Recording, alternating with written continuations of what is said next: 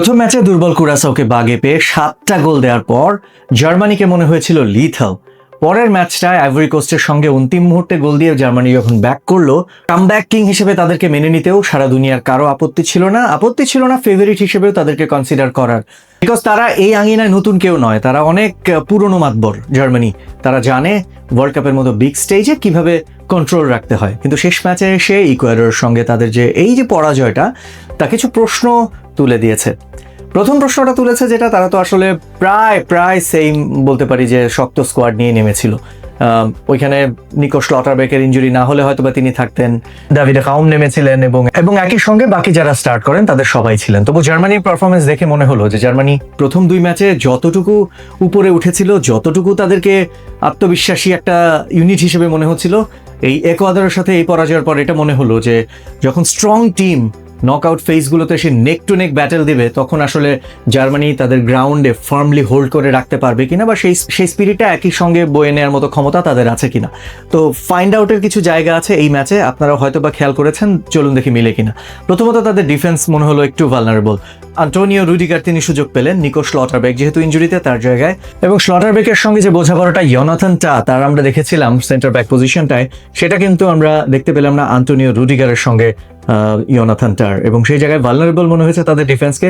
Specially জার্মানিতে আমরা দেখলাম পাভলোভিচ এবং একই সঙ্গে মেচা, এই দুজনের যে লিঙ্ক আপ এবং তারা যে সেন্টার ব্যাকদের কাছে বল আসার আগ পর্যন্ত প্রোটেক্ট করে লোয়ার লাইনটাকে, সেটা কিন্তু তারা খুব একটা ভালো করতে পারছিল না। এই জায়গায় একটা জার্মানির বড় উইকনেস আছে। এবং সলিড টিমগুলো যারা কিনা এই ধরনের গ্যাপগুলো এক্সপ্লয়েট করে, যারা কিনা এই ধরনের বাজে লিঙ্ক আপ আছে তাদের পিভট দুজনের সঙ্গে সেন্টার ব্যাকের, তাদের সুযোগটা কিন্তু নেয়। এবং সেই জায়গায় জার্মানি একটা বড় প্রশ্ন রেখে গেল যে ক্রুশাল ম্যাচগুলোতে তাদের সেই ক্যাপেবিলিটি আছে কিনা সেই ধরনের লড়াইয়ে নামবার আগে। আমরা এরই মধ্যে জানি নিকো শ্লটারবেক হয়তো বা নকআউট স্টেজেও অ্যাপিয়ার করবেন না জার্মানির হয়ে, তবে সেটা একটা বড় চ্যালেঞ্জিং কারণ হয়ে যাবে তাদের জন্য। জামাল মুসিয়ালা দীর্ঘদিন পর ইনজুরি থেকে ফিরেছেন, তিনি তার বেস্ট শেপে নাই। Best version of Jamal Musiala কি করার ক্ষমতা রাখেন তিনি তা এর আগেও দেখিয়েছেন, ইউরোতে, জার্মানির জার্সিতে, বায়ার্ন মিউনিখে তো দেখেছি আমরা সবাই।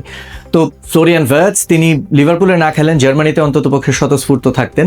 আগের 2টা ম্যাচেও আমরা তাকে বেশ ভালোভাবেই দেখেছি। কিন্তু ভার্টজ এবং মুসিয়ালার যে কেমিস্ট্রিটা, এটা জার্মানির ফরওয়ার্ড লাইনে খুব একটা ভালো জমছে বলে এই মুহূর্তে মনে হচ্ছে না। এবং সাথে সমস্যাটা হচ্ছে দল যখন অ্যাটাকিং দিয়ে খুব ভালো একটা সিঙ্ক করছে না, এই দুইজনই খুব উইয়ার্ড টাইম কাটাচ্ছেন। দুজনের একজনও অন্তত যদি তার মানে বেস্ট না বললেও মানে খুব কাছাকাছি শেপেও থাকতেন, তবুও জার্মানি হয়তো বা ডিফারেন্ট কিছু নিয়ে শো আপ করতে পারতো। কিন্তু সেই জায়গাটা একটা ঘাটতি অবশ্যই দেখেছি। তাই বলা যেতে পারে কাই হাভার্টজ, জামাল মুসিয়ালা এবং ফ্লোরিয়ান ভার্টজ এদেরকে যদি অ্যাটাকিংলি একটা রিদমিক ওয়েতে সিঙ্ক করাতে হয়, জুলিয়ান নাগলসম্যানকে কোনো ভালো একটা প্ল্যান বা আইডিয়া নিয়ে আসতে হবে। এবং তাদের যে কিছুটা স্লো প্রোগ্রেস অ্যাটাকিং ওয়াইজ, সেই জায়গাটা থেকে আরও আমার মনে হয় যে আরেকটু ফাস্ট অ্যান্ড ফ্লুইড অ্যাটাকে যাওয়ার একটা চেষ্টা জার্মানি হয়তো বা করতে পারবে যদি আরও সমশক্তির দলগুলোর সাথে নেক টু নেক ব্যাটলে পরের রাউন্ডগুলোতে তারা পড়ে। স্পিডের ভ্যারাইটির কথা তো আসলে বললামই যে গতির একটা ঘাটতি তাদের আছে। ওই অ্যাটাকিং প্রোগ্রেশনগুলোতে আমরা খুব একটা গতি তাদের আক্রমণে আমরা ওইভাবে দেখিনি। তো সেই জায়গাটা যদি থাকে ওইখানে লেরয় সানে, তিনিও কিন্তু এখন 30 বছর বয়স। সো উইংয়ে জার্মানির জন্য একটা বড় প্রবলেম যে লেরয় সানে তিনি এখন 30 years of age. Young Leroy সানের যে উইংয়ে তার যে গতি বা ওই রকম একটা মুভমেন্ট থাকতো, সেই জিনিসগুলো কিন্তু এখন এই মুহূর্তে মিসিং, এবং সেটা এক্সপেক্ট করাটাও বেশি।